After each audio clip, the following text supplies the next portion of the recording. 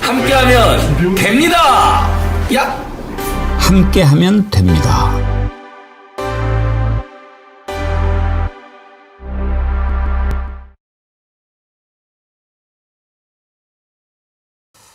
여러분 안녕하십니까? 백운기입니다. 요즘 기분이 좋다가도 이름만 들으면 기분이 나빠지는 두 사람이 있습니다. 한덕수, 지기현입니다. 중요한 고비마다 어깃장을 놓으면서 국민 속을 뒤집어 놓는 두 사람. 도대체 이자들은 왜 그럴까 생각해 봤습니다. 한덕수는 짐작이 갑니다. 평생을 해바라기로 살아왔으니까 그 근본도 이해가 가거니와 자신도 내란에 가담했으니 어떻게든 자기 살 길 찾으려고 그런 것 아니겠습니까? 그런데 지기현 판사는 왜 그럽니까? 우리가 지판사에 살아온 길을 잘 모르니까 근본은 짚지 못하겠고, 다만 이자가 윤석열한테 한없이 쩔쩔매는 것을 보면 뭔가 잡혀도 단단히 잡힌 게 아닌가 이런 생각이 드는데, 그것도 곧 드러나지 않겠습니까? 확실한 것은 국민을 배신한 자의 말로는 언제나 한결같았다는 것입니다. 똑똑히 기억할 것입니다. 생방송 백운계 정치 1번지 출발합니다.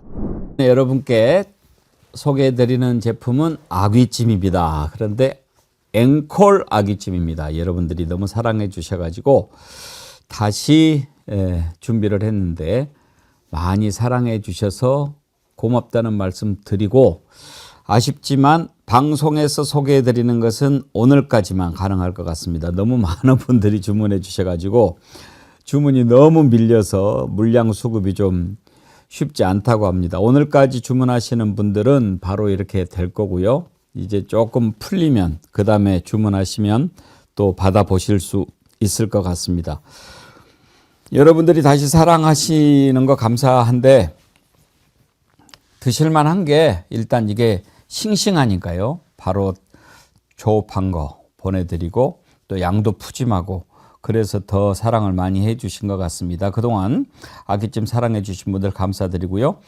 이게 끝난 건 아니고 방송에서 소개해드리는 것은 오늘까지만 한다 하는 말씀입니다. 그동안 앵콜 아귀찜 사랑해 주신 여러분 감사드리고요. 반란숙의 윤석열에 대한 첫 형사재판이 어제 열렸습니다마는 국민들이 그토록이나 보고 싶어했던 법정에 선 윤석열의 모습 우리가 볼 수가 없었습니다. 재판부가 법정 촬영을 불허했기 때문이죠. 윤석열 내란 재판부 재판장이 지귀현 부장판사입니다. 지귀현이 누굽니까? 윤석열을 구치소에서 빼내준 자입니다. 그것도 모자라서 이번에는 법정에 출석하는 윤석열 법원 지하 주차장으로 싹 모시고 법정 촬영도 허가를 안 해주면서 아주 극진히 감싸는 그런 특혜를 보여주고 있습니다. 도대체 뭐 때문에 이러는지 알 수가 없습니다. 오늘 패널들께 좀 여쭤보도록 하겠습니다. 세 분 패널 함께 합니다. 김진애 전 의원님, 전혜연 민주연구원 부원장님, 김남국 의원님, 전 의원님 어서 오십시오. 네. 안녕하세요. 예, 반갑습니다. 오늘 아침에 제가 그 말씀을 드렸더니 정충기님, 앵카님 안녕하세요. 사람의 성품은 역경을 이겨낼 때가 아니라 권력이 주어졌을 때 가장 잘 드러난다고 하던데요. 요즘 한덕수, 지기현 이자들 보면 확실한 것 같습니다. 공직자는 성품이 좋아야 할 것 같아요. 변함없이님, 앵커님 조금만 참으시면 됩니다. 무도한 3년도 참았는데 곧 제대로 심판할 겁니다. 그때까지 더욱더 힘드릴게요. 예, 감사합니다. 참, 김진애 의원님, 지기현 판사는 뭐 이렇게 하는 거 보면 일단 역사의식은 확실히 없는 것 같고, 네. 그리고 어떤 일에 대한 자신도 없는 것 같아요. 네. 뭘 해놓고도 뭐 나중에 이렇게 할까봐 뭐 그렇게 하고, 지금 법정 촬영 허가하지 않은 거 가지고 말이 많으니까 뭐 그때 뭐 늦게 해가지고 시간이 없어가지고 뭐 또 하면은 뭐 꼭 이런 식이에요. 글쎄, 그러니까 근데 어떻게 보면은 한덕수하고도 비슷합니다. 네, 닮았어요. 덕수도 둘이. 닮았습니다. 네. 왜냐하면 정확하게 관료주의거든요. 그러니까 자기가 한 일에 대해서 책임을 확실하게 지는 게 아니라, 그리고 그 이유를 확실하게 설명하는 게 아니라 그냥 어떻게 하다가 그러고 그럼 다음에는 좀 잘해볼게요. 뭐 이런 식인데 저는 근데 이번에 지기현이가 이번에 그 촬영을 못하게 한 거 있잖아요. 예. 근데 저는 그거를 봤을 때는 사실은 저도 딱 생각했습니다.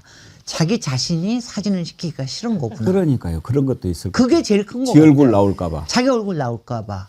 그래서 이 사람도 지금 뭐냐면은 저는 지금 이제 정말 이상하게 한덕수는 지금 시간을 어떻게 하면서 뭔가 떡이 나올 걸 기다리는 떡수인데 지기현은 지금 그러니까 자기가 어쩌지를 못하면서 시간이 어떻게 지나가기를 바라고 있는 게 아닌가 하는 생각이 들어요.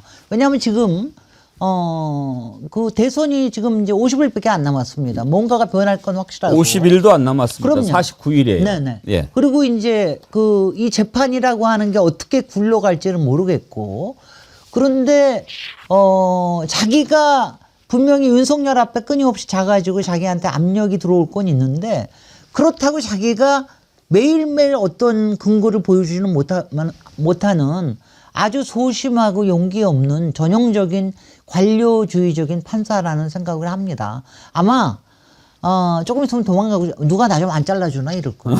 지금 한덕수는 이러잖아요. 누가 나 좀 탄핵 안 해줘? 그러잖아요. 지금 아마 지기현은 누가 나 좀 잘라주지 이러고 있을 거야 아마.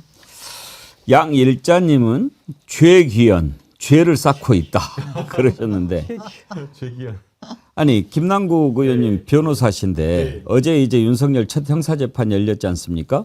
이렇게 재판하면 맨 처음에 인정신문이라고 하지 않습니까? 인정신문 하는데 어제 그것도 보니까 이 지기현 판사가 아예 떠먹여 주더라고요. 수사만에 웃기는 것도 보니까 뭐 1960년 12월 18일생 직업은 전직 대통령이고 주거가 어떻게 됩니까? 뭐 이렇게 물어봤다고 하는데 난 글쎄요. 법정을 제가 가본 적은 없지만 그래도 그동안 오랫동안 지켜봤고 그랬는데 오늘 김남국 의원님 나오셨으니까 되게 보면 예. 지난번에 박근혜 때도 첫 인정신문 때 박근혜 피고인 직업이 어떻게 됩니까?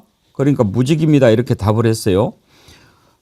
이렇게 친절하게 직업은 전직 대통령이고 뭐 이런 경우가 있나요? 없죠. 없어요? 당연히 없죠. 직업이라고 하는 것은 사실 물어보고 확인하는 것이고요. 그리고 직업은 현재 시점입니다. 전직이 아니라. 그래서 전직 직업이라고 하는 것은 있을 수가 없는 일이거든요.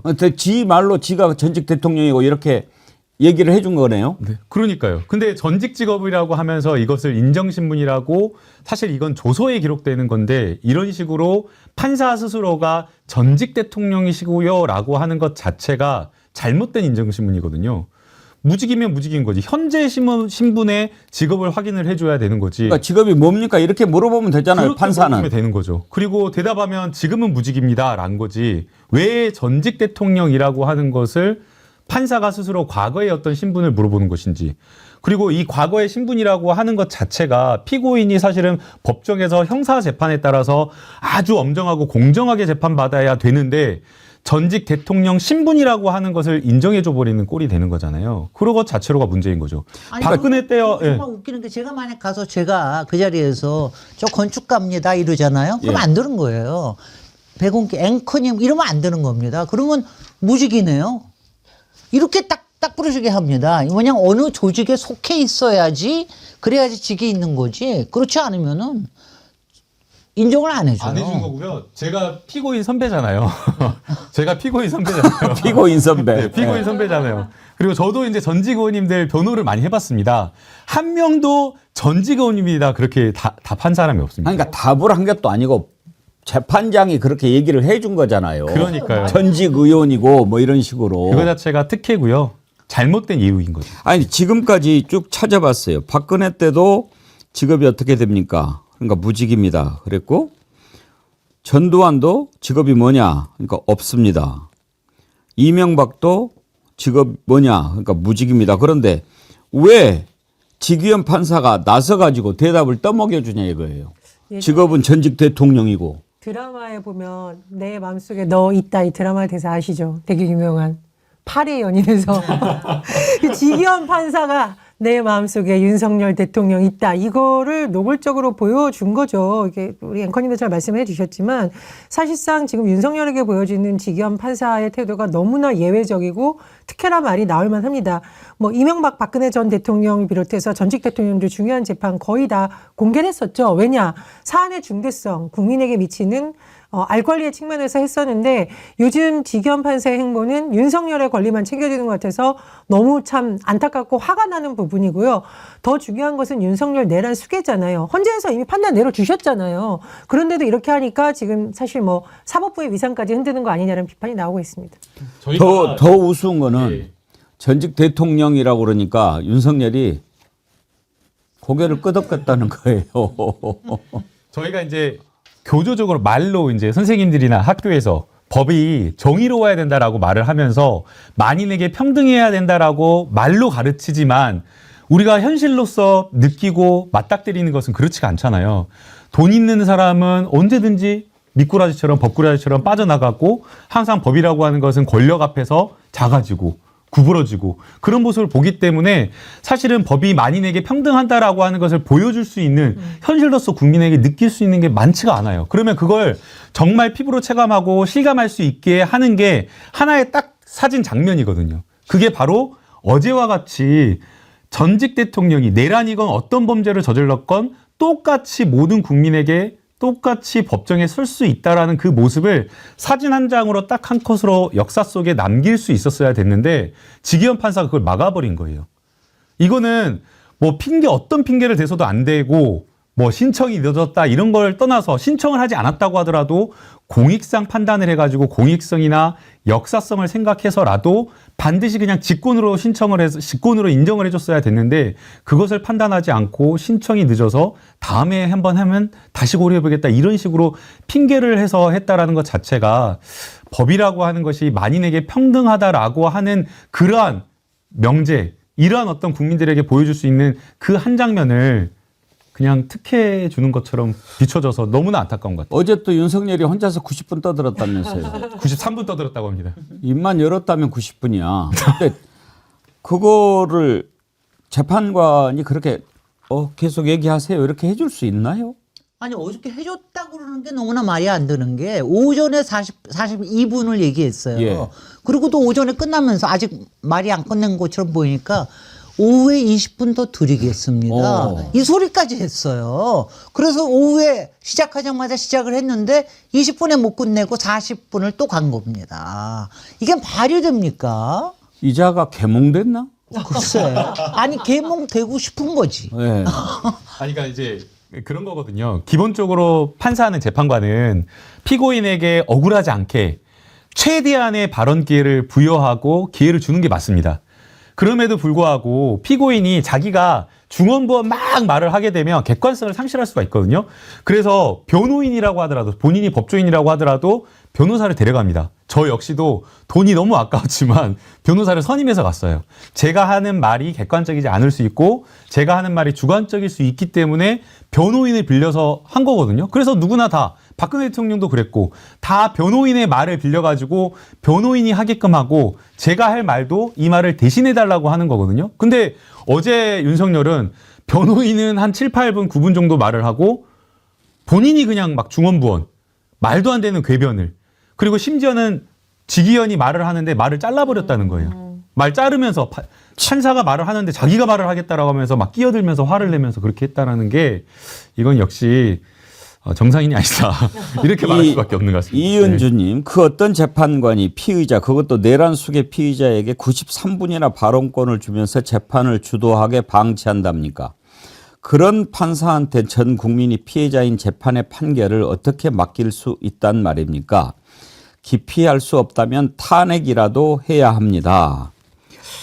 바위처럼 강물처럼님, 지귀연, 지귀뿌까? 아니 저 궁금해요. 아까 뭐 김진애 의원님 권력 얘기하셨는데 권력은 무슨 권력이 파면된 지금 형사 피의자에 불과한데 직위원이 쩔쩔맬 이유가 뭐가 있어요? 뭐 때문에 그러는 것 같습니까? 혹시 뭐 김남국 의원님 들은 얘기 없으세요? 그 이제 저도 이해가 안 돼요. 보통은 서울중앙지방법원이나 서울중앙지검 가면 법원이나 검찰에서 엘리트거든요. 그래서 사실은 그 내부에서도 조직에서도 승진 코스를 밟고 있다라고 하는 사람들입니다. 그래서 법원행정처의 분위기라든가 기류라든가 사회의 어떤 국민들의 어떤 여론 이런 것들에 굉장히 민감하게 재판을 하거든요. 그래서 자기가 어떤 대형 사고를 쳤다라는 걸 알고 이 재판이 역사 속에서 어떻게 심판되고 기록된다라는 거를 잘 알 텐데도 불구하고 자꾸만 이상하게 하고 있어요. 지난번에 윤석열 탈옥시켜줬을 때, 말도 안 되는 법률을 탈옥시켜줬을 때 엄청나게 국민들이 분노하고 정말 심리적 그 트라우마를 겪고 그랬었잖아요. 법원 내부에서도, 법원 행정처에서도 이건 진짜 대형 사고다라고 하면서 그냥 진짜 아주 가깝게 지내는 판사들도 뭐라고 그랬대요. 근데 도대체 왜 이렇게 할까라는 걸 생각해 보면 이해가 안 된다라는 거거든요.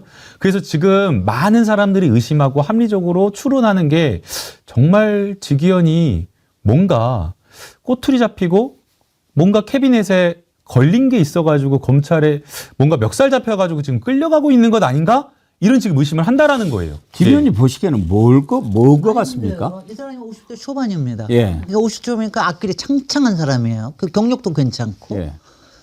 그리고 50대 초반이면 그래 되게 아마 저 강남에서 개포고등학교 나왔어요. 그러니까 꽤 잘 사는 그냥 아주 그냥 엘리트 코스를 밟은 사람이에요. 성함고는 아니군요.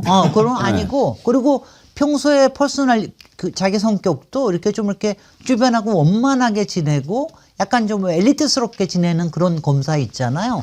그런 검사래요. 그래서 야 혹시 연배가 비슷해서 왜냐하면 그런 사람들이 그런 검사 나부랭이들이 어떠냐 하면은 어디 가냐 하면 김건희 전시회 같은 데 가고 그럽니다. 그런 사람들이 다 그 네트워크 만드는 거예요. 와이프 통해가지고.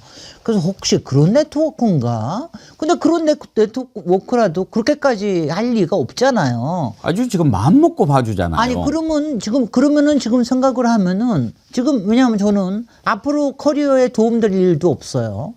그러면 지금 딱 생각하면은 뭐가 잡힌 게, 그러니까 뭐가 친해서 그렇다고 하는 것도 있을 게 별로 없어. 그러면 뭐가 잡혔는데, 잡혔다 그러면 누구한테 잡힌 겁니까? 검찰한테 잡힌 것밖에 없죠. 왜냐하면 많은 검찰이 그 캐비넷 안에는 판사들도 갖고 있거든요. 판사들이 저기를 갖고 있기 때문에 그러니까 거기에서 왜냐하면 요번에 왜 아시지 않습니까? 왜 함성훈이라는 판사 그 요번에 헌법재판관으로 한 사람도 그 사람도 우리가 이상하게 왜 어떻게 저런 사람이 성범죄에 대해서 저렇게 너그럽게 저럴 수가 있나? 뭐가 있는 거 아니야? 뭐 이런 생각하듯이 판사라도 완벽한 인격이 아니기 때문에 그런 개인적인 흠이 있을 수가 있어요. 그래서 혹시 그런 것 때문에 걸려있나? 이런 생각이 안 들래야 안 들 수가 없는 이런 상황입니다. 아주 작정을 했어요. 네. 실제로 윤석열 검찰총장 시절에 논란이 됐던 부분이 판사 사찰 논란이 있습니다. 그래서 그 버릇을 못 주고 검찰 내에서 그런 정보를 수집해서 직위원 판사가 겁을 먹었을 가능성 저도 있다고 좀 해석을 하고요. 또 하나는 저는 이런 자의식이 좀 있는 것 같습니다. 내 맘대로 할 거야. 내가 어디까지 하는지 두고 봐. 이런 거 있잖아요. 이걸 대국민 갑질이라고 합니다. 국민들이 뭐라고 하든 안 중요해. 난 그냥 내가 하고 싶은 대로 할 거고 봐. 윤석열의 이 운명도 내 마음대로 할 수 있을 거라는 권력욕에 약간 빠진 거 하니까 뭐 이런 의심도 들기도 하고요. 저는 그게 믿어지지가 않는 게 이 사람이 윤석열 하나만 잡고 있으면 모르겠는데 지금 다른 군 요번에 장성들도 다 이 사람이 판결을 한단 말이죠. 그러니까 이게 서로 엮어있는 범죄이기 때문에 그러면 나중에 장군들까지 다 풀어준단 말이야?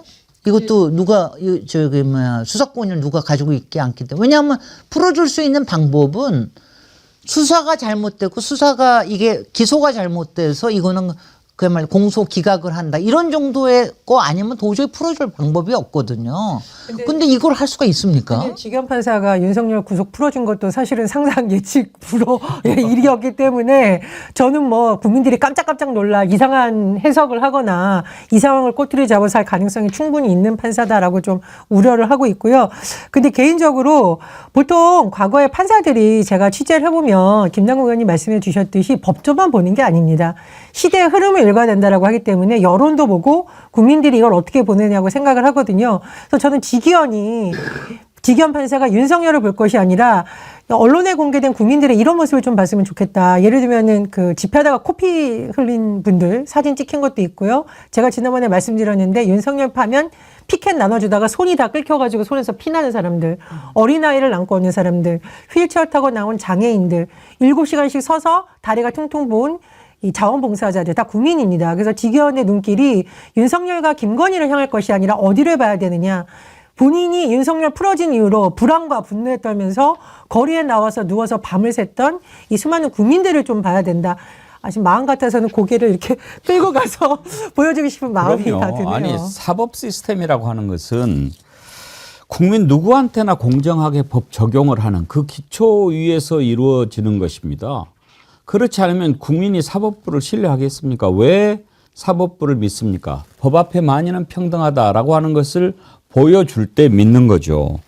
그런데 지금 유독 윤석열한테만 특별하게 하니 이 재판은 공정하게 진행될까? 그런 걱정들 하는 거 아니겠습니까? 아니 그리고요 정말 이상한 게 아무리 윤석열이라지만 윤석열이 재판정에 나와서 어저께 같은 아나무인적인 이런 태도를 보이기 쉽지 않습니다. 그렇죠. 그러니까 헌법재판소에서도 왜 깍듯하게 인사하고 꽤 차분하게 얘기하려고 노력을 많이 했잖아요. 이상한 장광설, 이상한 설을 내놓기는 했지만 근데 어저께 같은 경우에는 지가 막 흥분하고 중간에 말 끊고 이런 거는 뭐냐면은 아래로 본다는 뜻이거든요. 판사를. 그렇죠. 아니 검사들도 이렇게 네. 피의자를 불렀을 때 어떻게 하느냐에 따라서 피의자가 위축되고 꼼짝 못하고 이런 거 있지 않습니까? 그러면 법원도 피의자를 이렇게 부를 때 피고를 부를 때 수의를 입힌다든지 또는 수갑을 채우거나 뭐 포승을 했다든지 이런 걸 이제 풀어주게 하면서 다 권위도 세우고 겁도 주고 위축되고 진실을 말하게 하고 그러는데 아예 지하로 모실게요. 카메라도 못 찍게 할게요. 막 이렇게 하니까 기고만장하는 거죠. 거기에서 딱 기를 죽이고 들어가야 어디다 대고 거짓말을 뭐 이런 식으로 하는 거 아니에요. 아니 그리고 말 줄이십시오. 어저께 좀 5분만 더 하십시오. 네. 그런 거를 몇 번만 끊어도 사람이 기가 죽거든요. 무슨 또 말이 그런 걸- 그렇게 많아요. 그래야지. 아니 근데 아니 저는 정말 이상한 게 지금 판사를 우습게 알기를 너무나 정말 발밑에 때로 알면서 어저께 하는 그렇게 보이는데 지금 뭐냐면은 지금 한덕수한테도 그러고 있는 거 아니에요. 한덕수가 평소에 그런 짓 할 사람입니까? 재판관을 2명이나 임명하고 이럴 사람입니까? 근데 지금 얘기하는 건 뭐냐, 뭔가가 협박이 들어간다. 너 내가 입 열면은 너도 나랑 같이 가는 거야. 이런 거 비슷하게 지기현한테 왜 지기현이라는 게 지기현 한 사람만이 아니지 않겠습니까? 지기현의 와이프도 있을 테고 애들도 있을 테고 뭐 그 가족들도 있을 테고 여러 가지를 갖고 있으니까 아니 정말 그런 거 아니면 이럴 수가 있나 싶은 거야 도대체. 그래서 제가 너무 화가 나는 게요. 이게 또 재판 날짜 잡은 걸 보게 되면요. 4월 21일, 28일, 5월 8일 거의 일주일 단위로 잡았어요. 네네. 사실 이렇게 중요한 사건이면 집중 심리해가지고 일주일에 2, 3일씩 잡아야 됩니다. 그런데 여유롭게 재판하는 듯한 모습을 보이고 있어요. 물론 뭐 증인을 출석시켜야 된다라고 하는 그런 이유가 있겠지만 그럼에도 불구하고 이런 사안이면 사실은 일주일에 2번이나 3번 하는 게 맞거든요. 박근혜 때 내란죄가 아니었는데도 불구하고 그때 주 2, 3일씩 했었습니다. 근데 이런 중요한 사안을 일주일에 한 번씩 잡고 있습니다. 근데 이재명 대표님 재판 사건은 어떻게 했습니까? 선거 치르는 이거는 국가의 어떤 중요한 공적 일임인데도 불구하고 선거운동 기간에도 길 빼주지도 않으면서 재판 진행하게 된다고 하면서 3개월 내에 끝내야 된다, 6개월 내에 끝내야 된다라고 하면서 몰아치듯이 피고인 반드시 이재명 대표 출석해야 된다라고 하면서 출석 안 하면은 막 큰일 날 것처럼 해가지고 재판 진행했던 재판부가 사법부가 윤석열 내란숙의 멧돼지에는 모든 특혜주고 사건 질질 이렇게 길 늦게 끌어가면서 특혜주면서 이렇게 간다는 것 자체가 이거 자체가 국민에게는 불공정한 재판을 하고 있는 것처럼 보인다라는 겁니다. 김종희님, 이런 특혜를 뒷담화로만 할 수밖에 없는 것에 너무 화가 납니다. 파면된 자가 무슨 특혜를 그리 많이 받습니까? 이렇게 해가지고 올바른 재판은 될지 걱정이 아주 많이 됩니다. 콜걸님, 아이디를 콜걸을 쓰십니까? 이젠 계엄 아니고 계몽령이었죠? 그렇게 묻겠네. 만도리님, 이쯤 되면 직위원은 판사를 가장한 윤석열 개인 변호사 수준. 뷰티풀 라이프님, 직업과 호칭을 구분 못하는 판사, 이놈아 나는 전직이 황제다. 예, 여러분 직위원을 어떻게 해야 될까요? 직위원 판사가 마음에 드시는 분은 그냥 계시고, 직위원 판사 혼내줘야 된다라고 생각하시는 분은 좋아요를 눌러주세요. 지금 잠깐만요. 의원님, 이 공지를 한번 해드려야 돼요. 지금 우리 현재 동접자가 17,000명을 넘어섰는데 한 일주일 전부터 모바일로 이렇게 보시는 분은 동접자가 안 변하는 그런 현상이 지금 나타나고 있어요. 그래요? 그래서 많은 분들이 왜 이렇게 안 변하나. 근데 제가 확실히 아는 게 이쪽은 지금 아이패드를 쓰고 있고 이거는 지금 모바일 폰인데 여기에는 동접자가 계속 올라가거든요. 네. 근데 저는 제 전화기만 그런 줄 알았는데 오늘 아침에 많은 분들이 안 바뀐다고 그러시더라고요. 그러니까 이쪽에 지금 모바일로 보는 것은 안 바뀌고 있어요. 계속 이걸 새로 고침을 해야 되는데 어떻게 이거 볼 때마다 계속 새로 고침하겠어요? 아무튼 뭔가 지금 유튜브 상에 문제가 좀 있는 것 같으니까요. 여러분 뭔가 이상하다. 저만 그런 건 아니고 다 그러니까요. 그건 좀 이해를 하시고 앞으로 뭔가 좀 이런 것 컴플레인이 계속 들어가면 고치겠죠. 나갔다가 새로 고침해야 돼요. 그러셨는데 햇살 가득님. 글쎄요. 새로 고침을 하는데 항상 또 하기도 그렇고. 아무튼 직위원 마음에 안 드시면 좋아요 눌러주시고요. 그래서 우리가 좀 대책을 찾아보고. 무슨 말씀 하시려고 그랬죠? 아니요. 그러니까 지금부터 어떻게 하느냐가 예. 사실은 저긴 하는데 저도 하도 답답해서 하는데 이제 몇 가지가 왜냐하면 솔직히 검찰도 한심한 게 이미 이런 사건이 이미 있었고 했으면은 사실은 기피 신청을 하는 게 맞다고 생각을 했는데 검찰도 기피 신청을 안 했단 말이죠. 그래서 검찰을 압력을 넣어가지고 기피 신청을 하라라고 하는 것도 있고 아니면 서울중앙지법에서 이거는 야 이거 아무래도 이러다가 우리까지 다 같이 그냥 돗대기로 넘어가가지고 판사에 대한 불신임이 더 커질 거 아니냐. 그래서 거기서 재판부를 바꾸게 하는 방법도 있죠. 그러니까 그렇게 하는 게 있고 그 다음에는 정말 직위원 한 개인을 탄핵하는 방법도 있는데 야 이게 그렇게 쉬운 방법은 아니란 말이죠. 다 같이. 그래서 지금 굉장히 깝깝해하고 있습니다. 어떻게 해야 됩니까? 저는 이럴 때 난 요새 법조인 보기도 싫어. 아니 법조인은 정말 보기 딱 꼴보기 싫어. 정말 다 꼴보기 싫어. 이런 얘기를 계속해서 해야 되는 것 자체가 아니 법이라는 게 상식으로 이루어져야 되는 거 아니에요. 근데 이런 기본적인 상식이 통하지를 않으니까 너무 한심합니다만 어떻게 해야 됩니까? 저에게 물으시는 네. 의원님. 어떻게 해야 됩니까? 이제 저희 지지자들은 시원하게 직위원 탄핵을 시키고 그냥 단순하게 탄핵시키는 게 아니라 아예 파면을 시켜가지고 법조인이라든가 아예 활동 자체를 판사로서 활동 자체를 막는 게 시원하다 느끼실 거로 생각이 되는데요. 그러나 현실적으로는 탄핵 사유를 삼기는 좀 어려워 보입니다. 탄핵 사유를 삼기 어려울까요? 제가 한번 좀 그거를 오늘 따져보려고 합니다. 대법원의 규칙이 있지요. 그거 한번 좀 띄워봐 주시겠어요? 네. 법정 방청 및 촬영 등에 관한 규칙입니다. 지금 법정 촬영 불허했잖아요. 그런데 그 규칙을 보면 이거 대법원에서 만든 거죠. 재판장은 피고인의 동의가 있는 때에 한하여 신청에 대한 허가를 할 수 있다. 다만 동의 여부에 불구하고 촬영 등 행위를 허가함이 공공의 이익을 위하여 상당하다고 인정되는 경우에는 그러하지 아니하다. 이렇게 돼 있어요.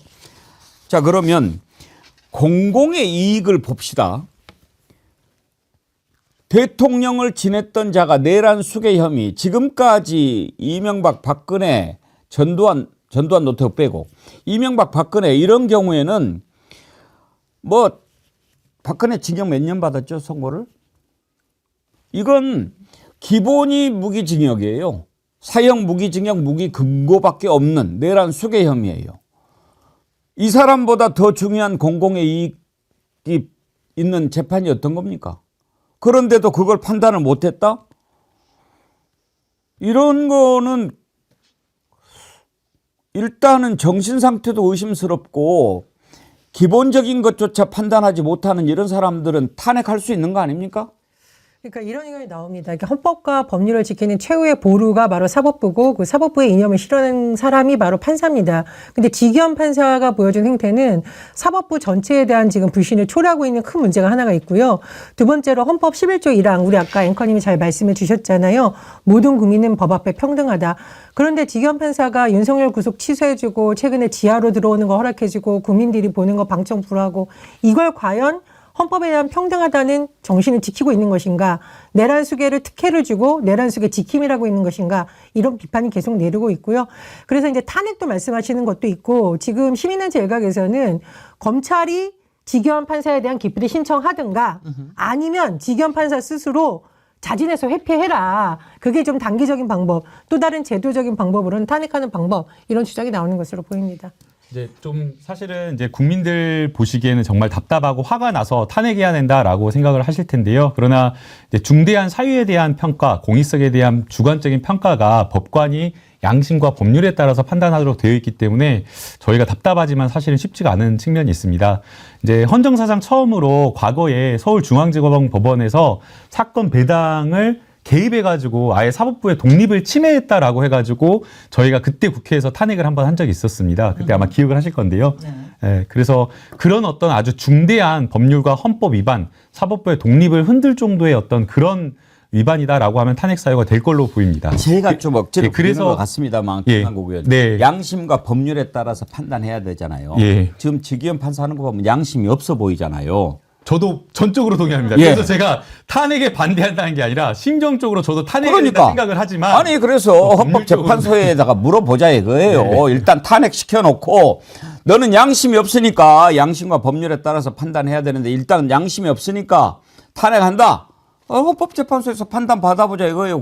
그동안에 뭐 다른 사람이 재판할 거 아닙니까? 아따 저 난감하게 만드시고 아따 저도 시원하게 된다고 하면 좋은데 이게 정치인이 그냥 뭐 그냥 아주 강성 발언하면은 그냥 뭐 박수 받고 좋은데 현실적으로는 어렵고요. 정무적으로 제가 봤을 때에는 법사위에서 법원 행정처장을 불러다가 조져버리면은 그 법원에서도 굉장한 압박과 부담을 느끼고 국민들이 여기에 대해서 분노한다는 걸 느낄 겁니다. 그래서 지기현 판사가 올해 2월 7일에 발령받은 걸로 알고 있기 때문에 아마 지기현 판사의 발령을 빨리 해서라도 이 재판부를 자연스럽게 인사 발령하는 방안으로 재판부를 교체하지 않을까 그런 생각을 해봅니다. 지기현 관련해서 박승환 님이 삼행시 보내주셨는데 이거 좀 소개하고 또 깜짝 놀란 거 하나 다뤄보도록 하죠. 지기현으로 삼행시 전 의원님 띄워주세요. 참 지기현이라니까요. 죄송합니다. 선의원님 하니까 참. 전의원 원장님으로 온 게 아니고. 죄송합니다. 지랄하네. 귀신이 안 잡아가나? 연병할 시기. 아이고.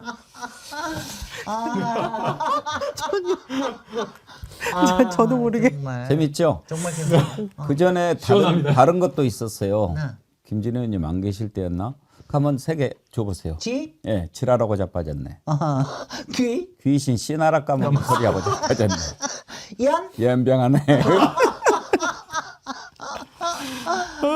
아 정말 좀 상식으로 좀 삽시다. 오늘 아침에 우리 김진애 의원님께서 저하고 이렇게 두 분 패널 귀한 저서를 선물을 해주셨는데 제목이 김진애 상식의 힘이에요. 정말 이 어느 때보다 상식이 필요할 때 맞아요. 아니 그게요. 예, 긍정의 기운으로 세상을 바꾼다. 에너자이저 우리 김진애 의원님이 쓰신 건데. 그 뒷면을 보십시오. 여기요. 누가 추천사를 썼는지. 추천사. 아니요, 여기 뒤에. 이재명 후보님이 쓰셨구나. 그러니까 3년 전에 딱 3년 전에 이게 이 책 나온 게 3년 됐어요? 3년 됐습니다. 오. 이게 그때 대선 때 예. 아니 저도 대선에 좀 도움이 되게 하려고 썼던 책인데 그래서 이재명 후보님께 그때 김남국 의원님께 부탁드려 가지고 좀 좀 추천서 좀 받아다오 해가지고서 했었는데 그런 기억이 전혀 없었는데. 상식의 힘. 제가 네, 정말 그러면- 여러분 강추합니다. 상식의 힘. 그리고 또 하나 주셨는데 여행의 시간. 아 그거는 정말 이것도 참 이거는 좋고. 베스트셀러죠. 저의 베스트셀러. 전공대로 예. 저의 도시건축가로서의 도시건축가 김진애의 아주 특별한 여행법. 네. 여행에도 근력이 필요하다. 정말 그래요. 정말이에요. 그러니까 영화에. 뭐 나중에 나 여행 갈래 하면은 아, 그때는 그런 거 가고 없어요. 싶어도 못 가요. 네, 그리고 제가 여기서 하는 거 딱 하나는 하루에 잠깐이라도 한 20분이라도 여행의 시간으로 만들어라. 밥 먹고 잠깐 벚꽃나무 아래로 가봐. 카페를 조금 다른 데로 가봐라. 집에 갈 때 다른 길로 돌아봐. 이런 게 여행의 시간이거든요. 야. 그렇지 않으면 못 견딥니다. 요새같이랑 힘드실 때 그런 게 그러니까 그런 여행의 근력이 정말 필요해요. 이건 마음에 드네. 홀로 여행을 떠나라. 아 그러니까 홀로 어차피 홀로 여행은 가는 인생. 홀로 가는 게 여행은 나를 최고예요. 찾는 최고의 기회다. 그렇죠. 네, 정말이에요. 근데 이상하게 남자들이 더 홀로 못 가더라고. 맨날 같이 안 가주면은 나 안 갈 거야. 나 혼자 좀 제발 좀. 네, 저도 책을 하나 소개해도 될까요? 뭐예요? 이재명 저라고 네. 결국 국민이 합니다. 예. 요즘에 베스트셀러잖아요. 아 요즘 베스트셀러인데요. 네. 아 이게 너무나 요즘 이재명의 인생과 철학을 담아낸 정말 책인데 읽지 않더라도 책은 의리로 사는 거라고 요즘에. 책은요. 책장에 꽂기 위해서 하는 예, 겁니다. 그래서 이 명언을 김진애 의원님 하셨습니다. 읽지 네. 않더라도 사라고. 의리로 사는 거다. 읽으려고 사는 게 아니다. 예, 또 책 이번에 새로 펴내실 거죠? 이제 원래 봄에 내려고 그러다가 이놈의 윤석열 내란 때문에 다 요새 거꾸러져 가지고요. 그래서 다 뒤로 새로운 더 좋은 시대가 됐을 때 내놓을 겁니다. 이제 올해 2권을 낼 겁니다. 작년에 못 냈기 때문에 올해 2권 낼 거예요. 예. 우리 또 김진애 의원님 새로운 책 기대해보고 부산이대님께서 전혜연 원장님 원하시는 것 같은데 삼행시 해드릴게요. 감사합니다. 불러보세요. 전혜연입니다. 예, 예쁜 것도 있지만 현명합니다. 아우, 감사합니다. 마음에 드세요? 너무너무 감사합니다. 예. 자, 그건 송고 나갈 때 써도 돼요. 하도 속상해서 잠깐 웃어봤습니다. 웃어봤고 한 가지 더 정말 황당한 거. 떡수. 아니 한덕수는 저 논해요. 이제 스트레스 그만 받기로 하고 맞고. 또 하나 정말 이해가 안 되는 게 어제 보셨어요? 윤석열이 이렇게 지하로 가고 그러는데 세상에 김성은 이광우 얼굴이 보이는 거예요. 이게 어제 보여. 그저께 아크로비스타 지하에서 얘기하는. 아크로비스타 아니고 어저께는 이광우 얼굴이 보이더라고. 어저께는 이건가. 네, 법원 앞에 법원 들어가는데. 미쳤나 정말. 아니 지금 윤석열이 파면됐잖아요. 네.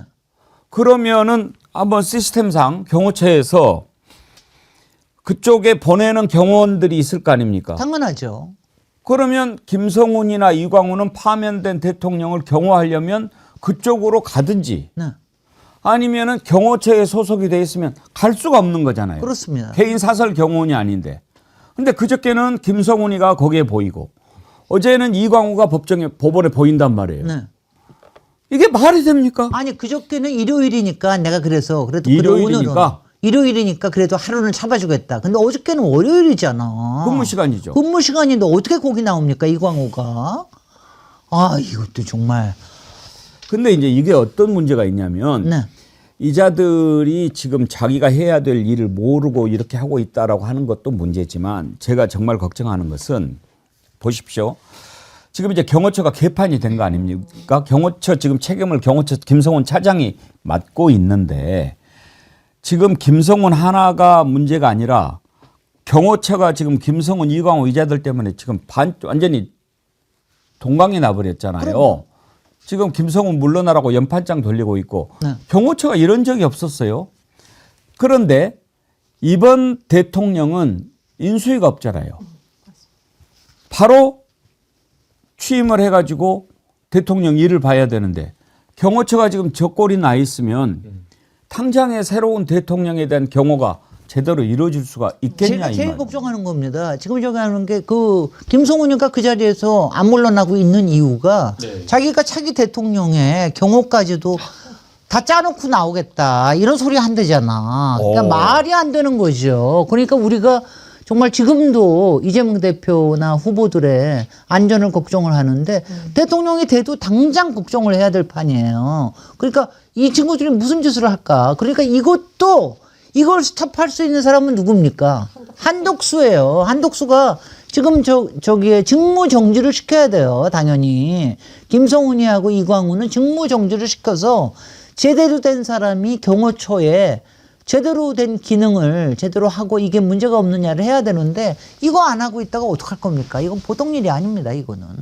가장 큰 위협이에요. 이게 한덕수한테 김성훈 차장 직무 배제라든가 직위 해제를 명하라라고 하는 거 기대하는 거는 진짜 정말 불가능할 것 같고요.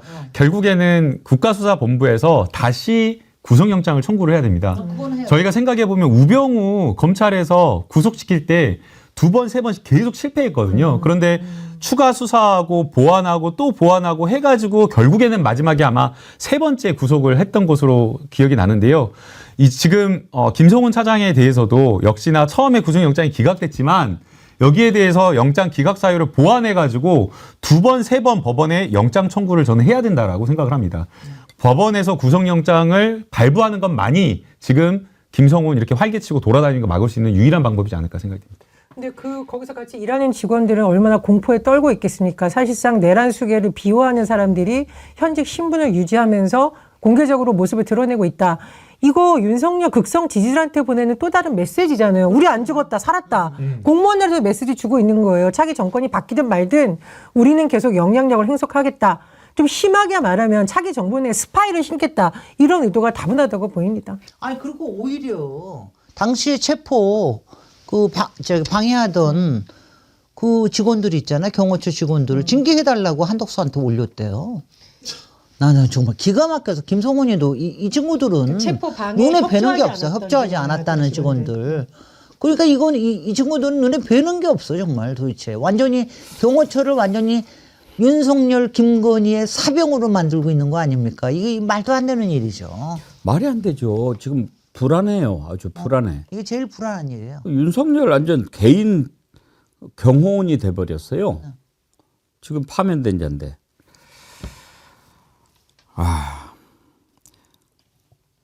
한덕수는 패스합시다. 패스. 어저께 많이 하셨으니까. 예. 떡수는 사실은 오늘 그 헌법재판소에서 예, 오늘 이제 시작했죠. 그거 시작했기 때문에 그 결과가 나오는 거에 따라서 사실 내일 오늘 15일이죠. 이제 오늘 평일을 시작을 했으니까 네. 이번 주안에 네, 이제 네. 나올 것 같다고 그러니까 그러는데. 이번 저기에 한독수에 지금 상황 변화가 아마 곧 생길 것 같아서 그래서 그때 저기를 해도 될 것 같아요. 한독수는 오늘 그 권성동 원내대표가 일단 국민의힘 경선에는 참여 안 한다. 네. 확실하게 얘기를 했더라고요. 오늘까지 접수를 해야 되는데 뭐 지금 안 하는 거니까. 근데 문제는 지금 나오고 있는 시나리오가 한덕수가 이렇게 딱 들여다보다가 5월 3일까지가 이제 공직자 출마 시한이잖아요. 그때쯤 무소속으로 나와가지고 국민의힘 후보하고 뭐 마지막으로 단일화한다. 뭐 이런 지금 시나리오가 있더라고요. 네. 그렇게 할 가능성은 있나요? 그 가능성이 지금으로선 제일 높죠. 왜냐하면은 일단 국힘의 경선에 들어오면은 일단은 이제 완전히 이제 발라질 거예요. 누가 바르겠습니까? 홍준표가 이제 완전히 바르겠죠. 그래서 그게 쉽지가 않을 것 같고, 그리고 기본적으로 한동숙과 그런 걸 할 수 있는 역량이 있는 사람도 아니기 때문에 나중에 왜냐하면 꽃가마 안 태워주면 자기는 안 한다 이런 소리 할 거기 때문에 그 가능성은 여전히 남아 있다고 보입니다. 이제 내부의 국민의힘 좀 취재를 해보니까요, 이런 의견이 강한 것 같더라고요. 지금 현재 이재명 후보에게 압도적으로 밀리고 있는 상황이지만 그럼에도 불구하고 국민의힘이 좀 나중에 살아남으려면 표차를 줄여야 된다. 그래서 지더라도 대선에서 뭐 10% 내외 아주 표차를 줄여가지고 져야지 그 다음에 국민의힘이 일어서는데 힘이 생긴다라고 생각을 해서 그나마 중도 확장성이 한덕수가 나은 거 아니냐. 나는 그 생각을 하나 하고 있다고 하고요. 그 다음에 이제 두 번째는 어차피 이번 대선 지는데 문제는 한동훈으로 가가지고 지면 이거 한동훈은 그 다음에 또 당권에 도전할 사람이다. 그러면 한동훈이나 다른 누구냐, 홍준표나 이런 사람으로 당의 어떤 질서가 주류가 잡혀버리게 되면 지금 이제 내년에 지방선거 바로 이렇게 지방선거가 있는데 당권이 확 쏠려가지고 완전히 그냥 지금 있는 의원들은 완전히 쓰나미에 휩쓸려가지고 그냥 사라질 위험이 있기 때문에 한덕수 그나마 이제 온건하게 그냥 옹립해가지고 지금의 의원들의 자리를 지켜줄 그런 사람을 옹립해가지고 살아남자 그러면서 미래 권력을 위해서 지금 이렇게 그러니까 소설을 쓰고 있다라고 합니다. 한덕수를 일회용 카드로 쓰기에 오히려 국힘에서는 굉장히 편안하게 생각을 하고 그리고 한덕수로서는 자기도 그런 식으로 한번 후보가 돼보고 나면은 자기도 좀 덜 검찰의 수사나 이런 데 걸려들지 않겠나. 정치적인 위상이 생기니까 이런 게 좀 있을 테고 그다음에 뭐 가장 큰 거는 저는 김건희의 의사일 거라고 생각을 합니다. 김건희가 자기가 갖고 놀 수 있는 사람으로 제일 좋다고 생각해요. 한덕수. 근데 우리가 한 가지는 제가 좀 이제 좀 걱정을 해야 될 게 아마 이제 당장 내일 모레부터 이제 걱정을 하셔야 될 게 이게 한덕수 무소속 후보와 국힘 후보하고의 단일화만으로 치러지려고 들질 않을 거예요.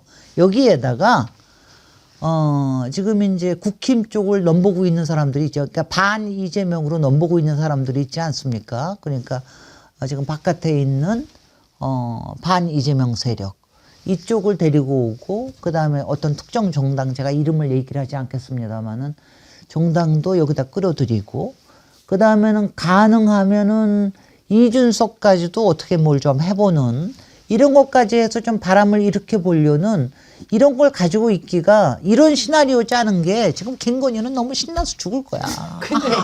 저는 김건희는요 이런 거 하는 게 너무 재밌는 거야. 자기가 내일 죽는 거 상관없고요. 지금 열심히 전화 걸어가지고 그래 오늘 당선에 보냈어? 50명 보냈어 오늘? 보내가지고 한덕수 빨리 저기 하는 거 옹립하는 거 빨리 저기 하고 지금 뭐 엄청나게 바쁠 거예요. 근데 만약에 그런 세력이 뭉친다면 그 세력의 가칭 당을 만들 수는 없다 하더라도 그 당의 당명은 그러면은 반 이재명 연대라고 함부로 쓰면 안 되고 제가 보기에는 양두구육당이라고 하거나 친내란 수계 당으로 만들어야 되는 거 아닙니까? 그러니까 본질적인 문제를 벗어나서 자꾸 이재명 대표를 거기 전 대표죠 끌어들이려고 하는데 그렇게 모였을 경우에는 말 그대로 양두구육 시즌 2에 모인 사람들이라고 해야 되고 반헌적 세력 당이라고 역사에 이름을 남겨야 됩니다. 그래서 물타기도 좀 어지간하게 해야 된다. 근데 자기네들은 그래도 그렇게 해서 모으는 게 그러니까 호남의 일부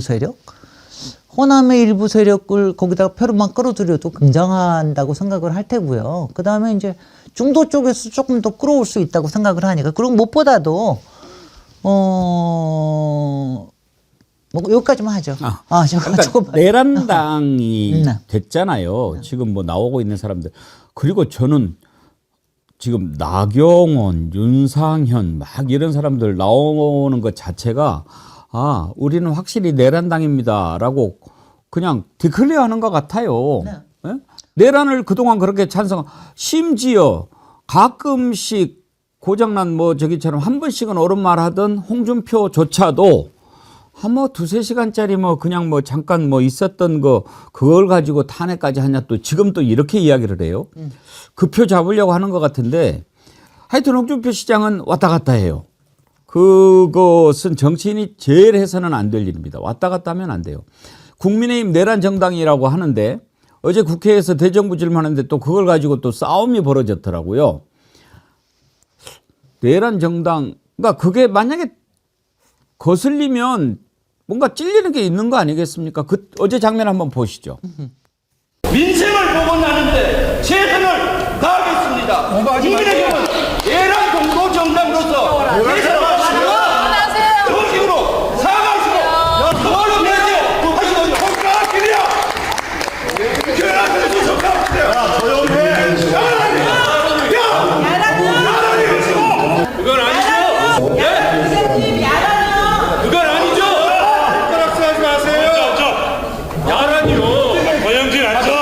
권영진이요 앉아.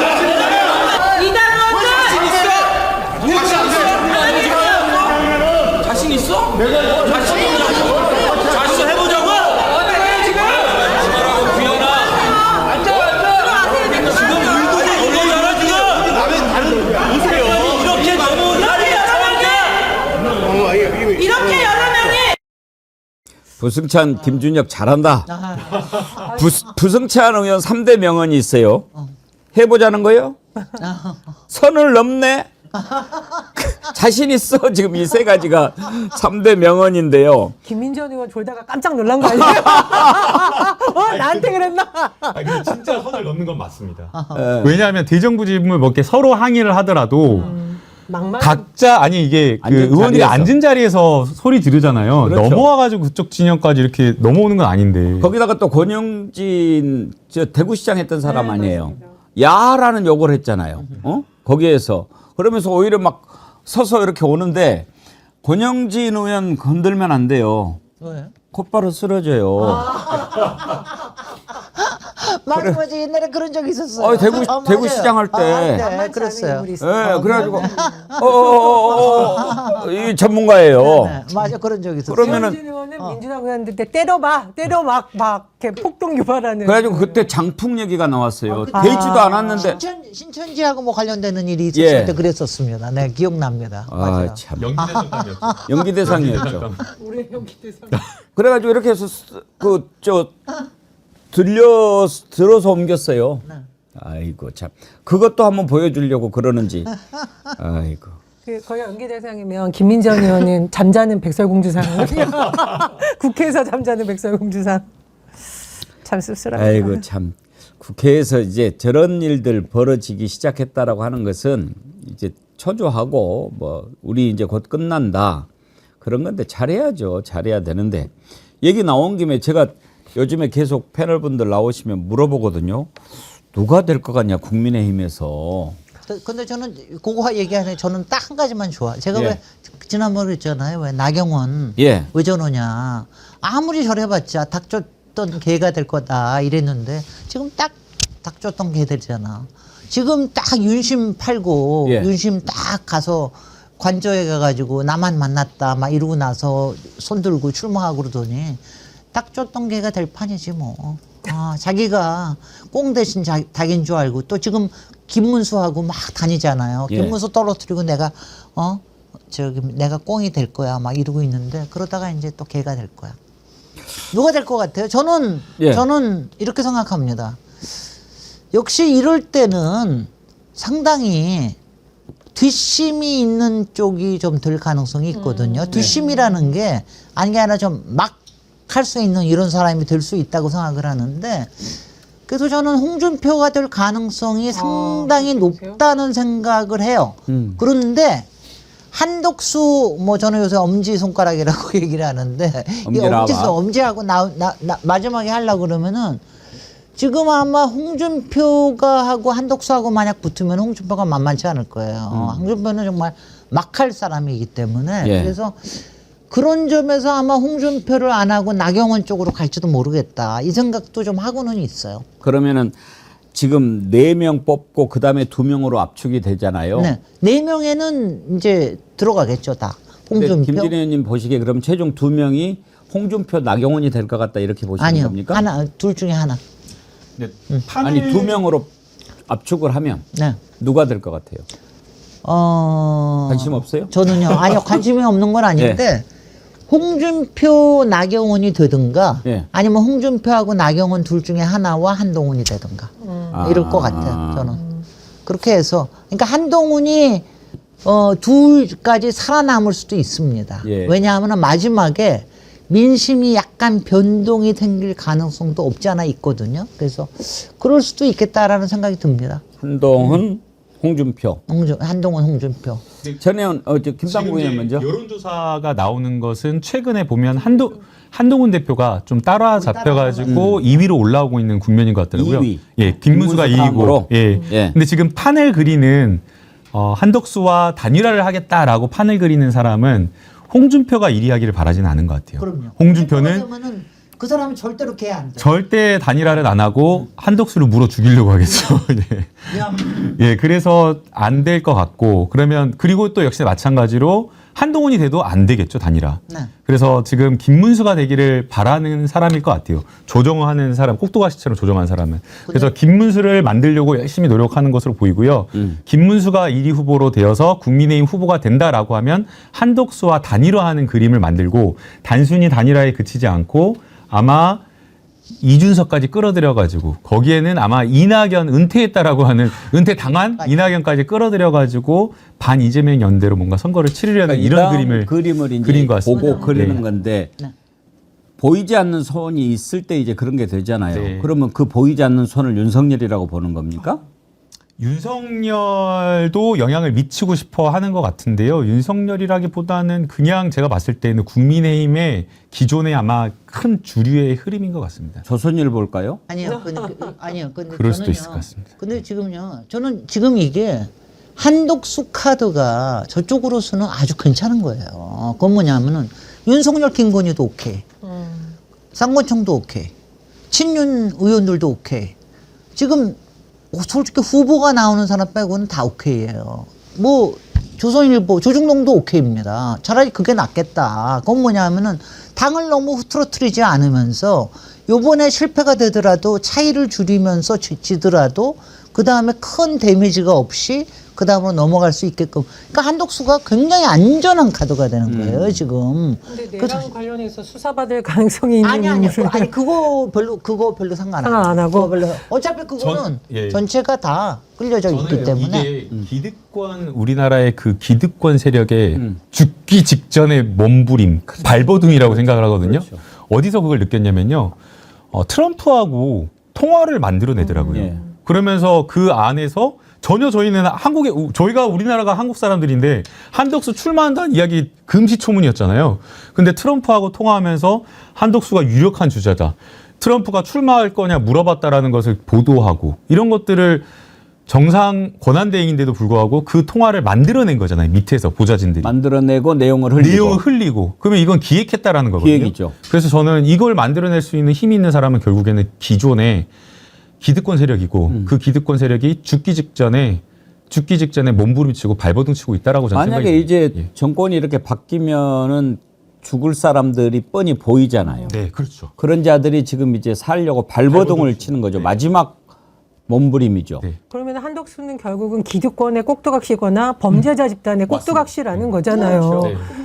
단 이 언론의 논조를 한번 보십시오. 국민을 위해서 한덕수가 필요하다는 게 아니라 지금 국민의힘 친윤이든 뭐 반윤이든 또는 윤석열, 김건희든 다 본인들이 이 형국에서 기득권을 놓지 않거나 아니면 다음번 지방선거에서 공천과 관련된 부분 또는 내란죄와 관련한 재판을 벗어나기 위해서 한덕수라는 가장 만만한 인물을 데려다가 꼭두각시를 지금 시키고 있는 거잖아요. 문제는 범죄 집단의 꼭두각시가 과연 대통령 후보로 나설. 저는 진짜 이게 특정 정당을 떠나서 우리 정치가 정말 뒤로 가고 있고 그 상징적인 인물이 바로 지금은 한덕수다 이런 생각이 딱 드네요. 아니 그렇게 나는 그냥 근데 별로 신경 안 써. 자기네들끼리 자기네들끼리 뭘 해도 저는 왜냐면 굉장히 쿨하게 야 니네들 그러니까 바로 그게 죽기 직전에 할 수 있는 건 일을 다 해봐라. 어쩌면 이렇게 왜냐하면 회생할 생각조차 못하는 거예요. 왜 얘네들이 마지막에 뭐가 안 되면은 가령 정말 정신 차리고 땅 카드를 집어낼 수도 있는데 근데 그거는 왜냐하면 이거는 지금 저는 유일하게 지금 정신 차린 사람이 유승민 정도라고 생각하는데 유승민은 지금 이제 출마하겠다 그러잖아요. 그러니까 출마를 해서라도 출마한대요? 그러니까 무소속으로 나온대요? 그러니까 네. 잭 소리라도 내야 됩니다. 출마하겠다고 했어요? 네, 했습니다. 어저께. 어. 그러니까 잭 소리라도 내야 돼요. 그러니까 이 다음에는 완전히 저쪽은 내란 정당으로 가는 거기 때문에 잭 소리라도 내야 되고요. 그래서 그거 바보같이 한동훈이가 바보지. 한동훈이가 진작 좀 정신 차리고 했으면은 자기한테도 기회가 오는 건데 그걸 못 하니까 어떡하겠어. 그래서 그냥 저는 좀 그냥 쿨하게 정말 어저께 제가 매불쇼에서 나오니까는요. 예. 이런 얘기를 하더라고요. 체육 앵커가 체육 MC가 왜 그걸 참 비유를 잘하잖아요. 저쪽에서는 수수깡이 나오더라도 된대요. 수수깡. 친윤 중에 누가 나와도 친윤이 되니까 그 수수깡이 딱 되면은 이쪽에서는 엄지손가락 기다리고 있다가 수수깡하고 엄지손가락하고 해가지고 거기서 엄지손가락이 이길지도 모르겠다. 이러는데 별로 신경 쓸 필요가 저는 없다고 생각합니다. 하여튼 지금 그거를 아니 그러니까면 저 집단에 가장 추악하고 무능력하고 퇴행적인 게 지금 다 드러나고 있으니까 정말 한심한 집단이에요. 도저히 나라를 맡길 수 없는 집단이에요. 거기에 잭소리도 못하는 오세훈이나 거기에 이런 걸 미리 다 알고도 아무것도 못하는 유승민이나 한동훈처럼 멘탈 약해가지고 다른 정당 못 만들겠다는 사람이나 저래가지고 뭘 하겠냐고요 도대체. 큰일이지. 한덕수, 그러니까 김건희한테 저기 놀아나는 거지. 김종희님 90을 앞두신 우리 아버지 참 점잖게 말씀을 하시는 분이셨습니다. 그런데 윤석열 대통령 되고부터 입이 거칠어지셨습니다. 제가 그래요. 저 원래 그렇게 욕 많이 하는 사람 아니었어요. 권영진 의원 아까 이야기했더니 뭉게구름님이 들려 나간 게 아니라 엎혀서 갔는데 아주 맞아요. 쓰러졌단 놈이 떨어뜨릴까봐 업은 사람을 꽉 붙잡았어요. 맞아, 그랬던 것 같아요.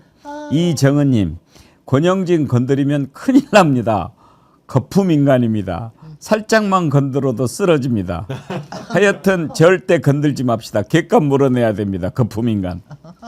예, 우리 애청자님들 댓글 보면서 팩트도 확인하고 공감대도 더 넓어지고 그렇습니다. 도로시맘이라 행복. 홍준표 어제 명태균 카톡 밝혀짐.